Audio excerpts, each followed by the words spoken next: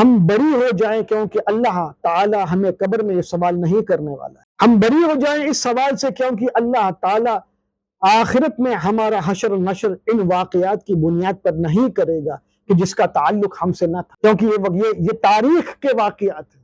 ہمارا کوئی کنٹرول نہیں تھا ان پر، بلکہ ہم حسن ظن رکھنے میں غالب گمان رکھتے ہیں کہ علماء اہل سنت والجماعت نے واضح طور پر ارشاد فرما دیا کہ یہ جو جنگیں ہوئی یہ اجتہادی تھی، جو اجتہاد کی خطا پر تھا اسے بھی ایک درجہ اجتہاد کا ثواب ملے گا، اور جو حق پر تھا اسے دوگنا ثواب ملے گا. اور یہ بھی علماء اہل سنت والجماعت کا موقف ہے، ہم اس کو بولنے سے کتراتے نہیں ہیں کیونکہ یہ حق ہے کہ علماء اہل سنت والجماعت کا قول ہے کہ حضرت علی اس اجتہاد میں حق پر تھے اور حضرت معاویہ اس اجتہاد میں خطا پر تھے. باوجود اس کے یہ اتنا ہی کہہ کر کے ہمیں سکوت کرنے کا حکم آیا کہ ہم مزید تفتیش میں، مزید ہم جو ہے ان حدیثوں کی تحقیق میں نہ جائیں، کیونکہ عوام الناس وہ علم نہیں رکھتی، وہ بیک گراؤنڈ نہیں رکھتی، اور یہ ایسے مسئلے ہیں جو انسان کے دل کو منتشر کر دیتے ہیں، اور انسان کا دل ویسے ہی حب دنیا میں غرق ہے. مزید ہمیں یہ جو ہے فتنے والی گفتگو اور قدیم صحابہ اکرام کے زمانے میں ہوئے جو ہے آپسی جو ہے نا اتفاقی کو اگر ہم دل میں گھر کر جائیں تو کہیں ایسا نہ ہو کہ ہاشا ثم ہاشا کہیں ہمیں اپنے دین پر ہی شک و شبہ ہونے لگے کہ جو دین پہلی صدی میں ہی جس میں اتحاد نہیں تھا، اب 14 صدی بعد میں وہاں کیسے اتحاد ہوگا. اگر اس نقطے پر ہم آ گئے تو یہ انتہائی خطرناک جو ہے موڑ ہوگا، اور اسی لیے ہمیں اپنے آپ کو بچانا ہے کہ وہ جو صحابہ اکرام کے درمیان کے جو واقعات تھے، اختلافات تھے، اس مسئلے کو اللہ کے سپرد کر دینا ہے. علماء اہل سنت والجماعت نے وضاحت سے یہ بات کہہ دی، تحقیق کر دی ہے کہ یہ اختلافات عوام الناس کے درمیان میں جس طرح لڑائیاں ہوتی ویسے نہیں تھے. یہ سبھی اپنے اپنے طور پر جو کچھ کی اللہ تعالیٰ نے انہیں صلاحیت دی، حق کے مطابق عمل کرنے کی کوشش کی، لیکن اتفاق نہ ہو سکا. نا اتفاقی علماء کے درمیان میں یہ من جانب اللہ کی حکمت تھی، اور یہ ہوا ضرور تھا، لیکن ہم اس سے عبرت یہ لیتے ہیں کہ ہم ان سابقہ واقعات کو لے کر کے آج دن میں صحابہ اکرام میں سے کسی ایک صحابی کے تعلق سے ہم جو ہے بغض نہیں رکھ سکتے، کسی ایک صحابی کے تعلق سے کدورت نہیں رکھ سکتے. ہمیں دل کو صاف کرنا ہے. ارے نبی کریم کے یار، نبی کریم کے دوستوں اور صحابہ اکرام کی جماعت میں سے کسی ایک کو لان تان کرتے ہوئے، مجرم قرار دیتے ہوئے، ان کو برا تصور کرتے ہوئے اپنے دل میں نبی کریم کی محبت کو روشن کرنے کی کوشش کرو گے، وہ نہیں ہوگا. یہ اسی طرح ہے کہ کوئی بندہ اپنے ماں باپ سے نفرت کرتا ہو اور دادا دادی سے محبت کرنا چاہتا ہو، نانا نانی سے محبت کرتا ہو، یہ ممکن نہیں ہے. یہ تباتر سے بات بنے گی. آپ کو اپنے ماں باپ سے محبت کرنی ہوگی، تب جا کر کے آپ کے دادا دادی کی محبت جو ہے حق پر ثابت ہوگی. اسی طرح ہم ڈائریکٹ جو ہے نبی کریم کی محبت تک نہیں پہنچ سکتے. ارے نبی کریم کی محبت کا درس ہمیں صحابہ کرام کی جماعت میں، نبی کریم کی محبت کس طرح کی جاتی ہے صحابہ کرام کی جماعت نے ہمیں سکھایا.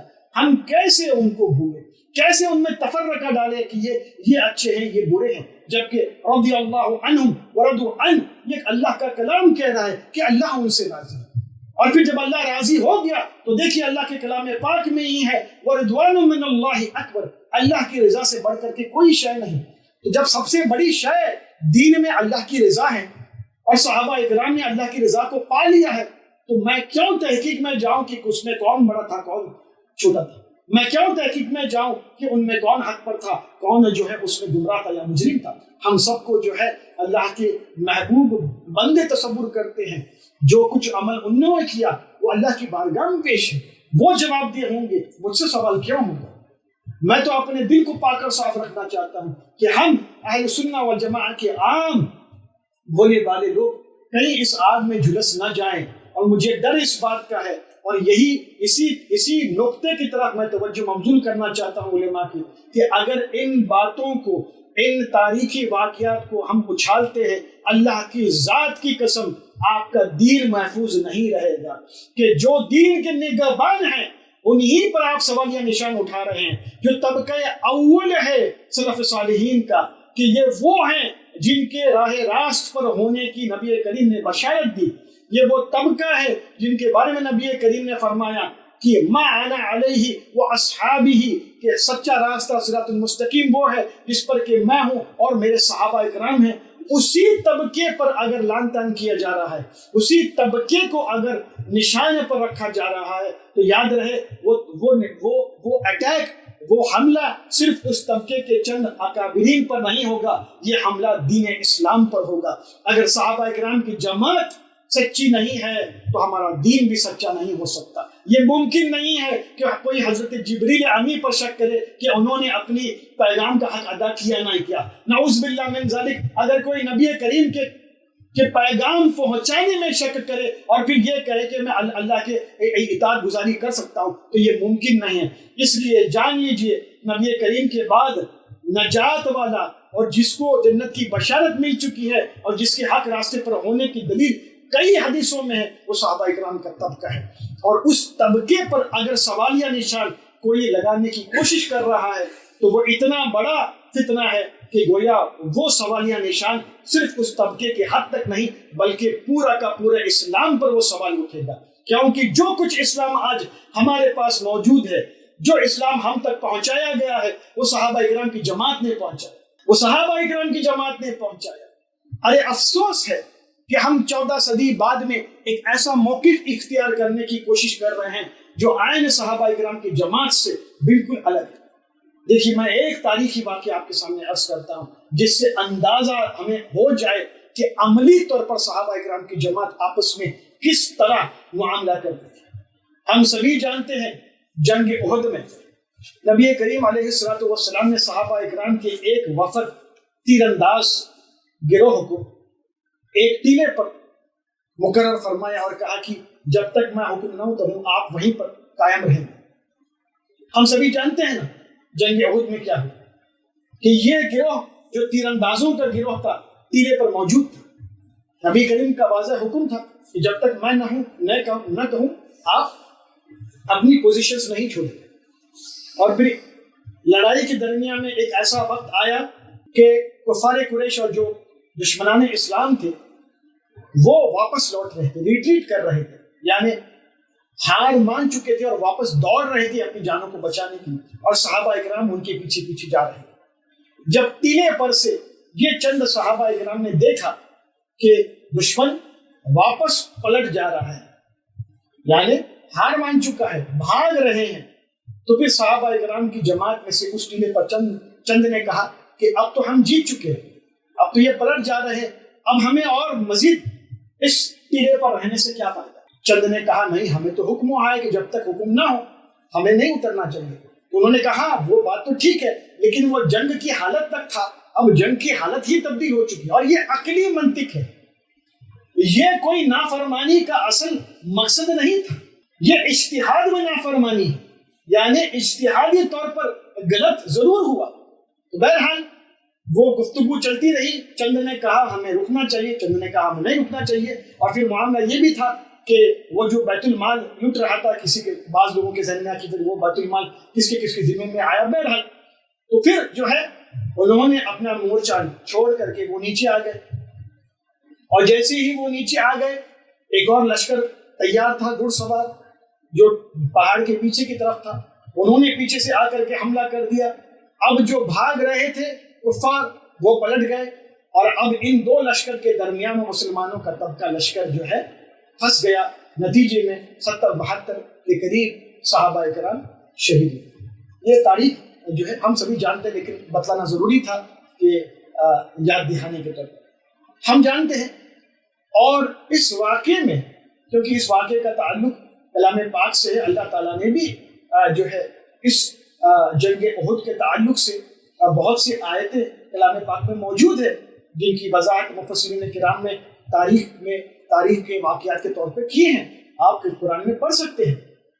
یہاں اصل نقطہ جس پر ہم روشنی ڈالنا چاہتے ہیں وہ یہ کہ وہ جو 30 تیر انداز تھے وہ نبی کریم نے انہیں مقرر کیا تھا اس ڈیوٹی پر، اور صحابہ اکرام ان کو پہچانتے تھے کہ وہ کون تھے جو ٹیلے کے اوپر تھے. اور صحابہ اکرام جانتے تھے کہ وہ کون تیر انداز تھے کہ جن کی غلطی چاہے وہ اجتہادی کا ہو یا جس کسی طرح پہ، ان کی غلطی کی بنیاد پر 70 سے زائد صحابہ شہید ہوئے، جن میں حضرت امیر حمزہ رضی اللہ تعالیٰ عنہ تھے، شیر خدا۔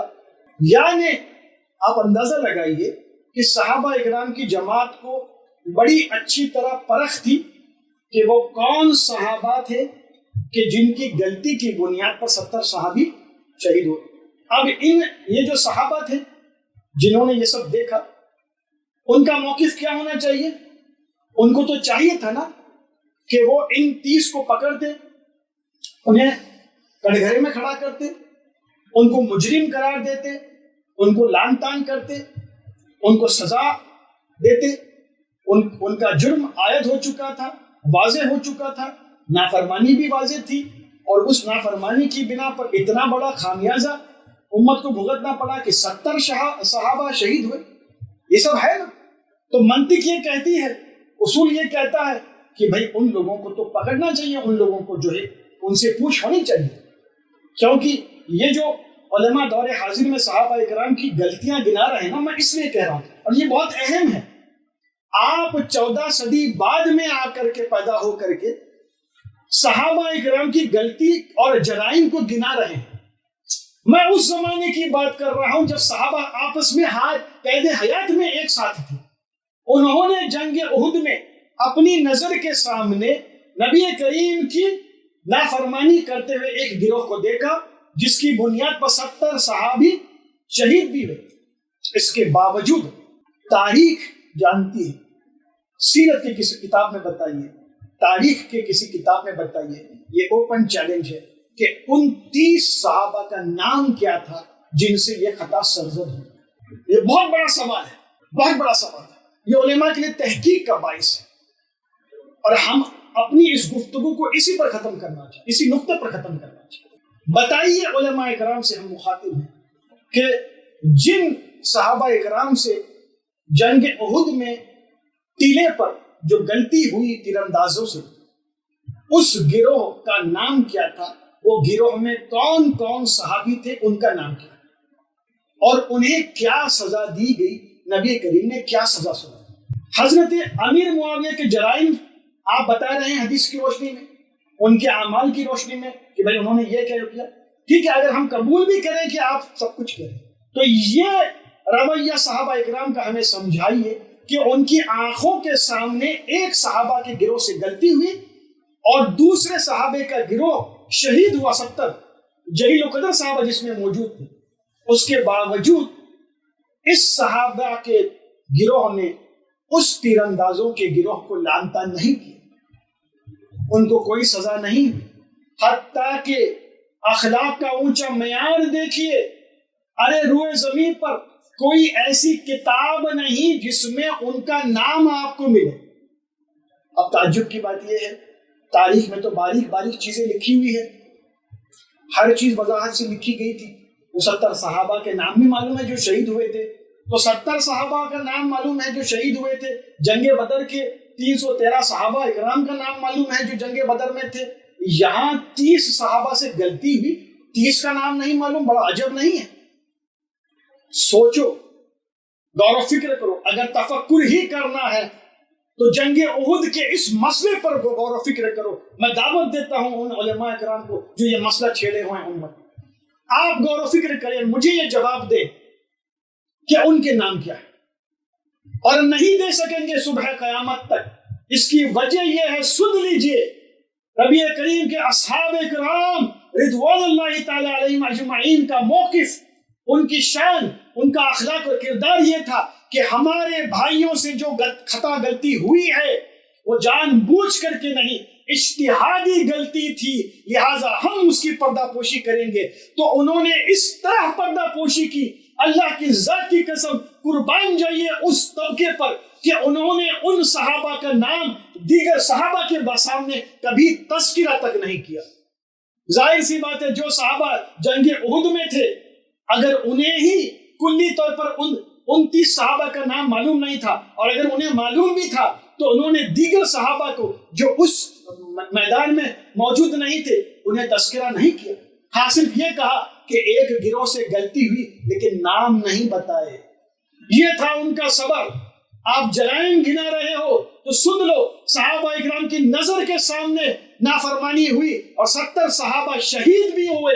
اتنا بڑا نقصان، لیکن صحابہ چپ رہے. اور یہی چپی وہ حکمت ہے جو 14 صدی سے علماء راسخین اولیاء کاملین ہم کو کہتے رہے کہ چپ رہیے، چپ رہیے، چپ رہیے. یہ بھی صحابہ اکرام کی اتباع کا عمل ہے.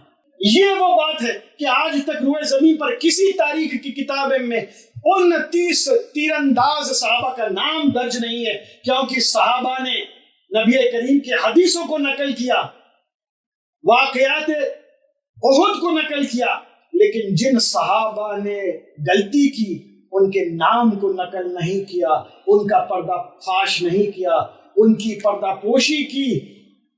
اور یہی وہ صفت ہے جو صحابہ اکرام رضوان اللہ تعالی علیہم اجمعین کی، کہ اجتماعی طور پر انہوں نے شاید آپس میں یہ عہد لیا ہو کہ ہم قسم کھاتے ہیں کہ اب ان صحابہ کا نام کسی کو نہیں بتائیں گے، اللہ تعالیٰ کے معاملے میں سپرد کر دیں گے. ہمارے بھائیوں سے غلطی ضرور ہوئی ہے لیکن ہم ان کی پردہ پوشی کریں گے، کل اللہ ہماری پردہ پوشی کرے. ارے ایک ہی وقت، ایک ہی میدان میں ایک چھوٹے طبقے صحابہ سے غلطی ہوئی اور ایک بڑے طبقے صحابہ نے دیکھا، لیکن اس چھوٹے طبقے صحابہ کی غلطی پر پردہ پوشی کی. آپ 14 صدی بعد پیدا ہو کر کے اس جماعت کے چند صحابہ اکرام کے جو ہے کارناموں کو اس طرح پیش کرنا چاہ رہے ہوں کہ دیکھو ان سے ان کے جرائم گناتے ہو. یہ کتنا اخلاق سے پرے اور کتنا بد اخلاقی. یہ تو اسلام کا ہو ہی نہیں سکتا یہ طرز عمل. یہ مومن کی شعار میں سے، علامتوں میں سے ہو ہی نہیں سکتا. یہ ہمارے دین کا حصہ نہیں ہے. ارے صدی اول کے لوگوں نے جب اپنے بھائیوں کی پردہ پوشی کی، وہ تو بھائی تھے، ہم عمر تھے، ایک ساتھ ہم عصر تھے، تو انہوں نے اتنی پردہ پوشی کی. ارے یہ تو صحابہ ہمارے سرتاج ہیں، ہمارے اکابرین ہیں، ماں باپ سے زیادہ ہمیں عزیز ہیں، اور ہم ان کی خامیاں نکالنے میں لگے ہیں. ہم ان کے جرائم گنا رہے ہیں، ہم ان کے معاملات کو حدیث سے ثابت کر کے فتویٰ لگانے کے چکر میں ہیں. افسوس، ہزار افسوس، افسوس، ہزار افسوس. اللہ کرے اللہ تمہارے سامنے ایک ایسا آئینہ دے کہ تمہیں اپنی برائیاں سب سے پہلے نظر آئے. صوفیاء اکرام کا موقف یہ ہے، صوفیاء اکرام کا مشرب یہ ہے.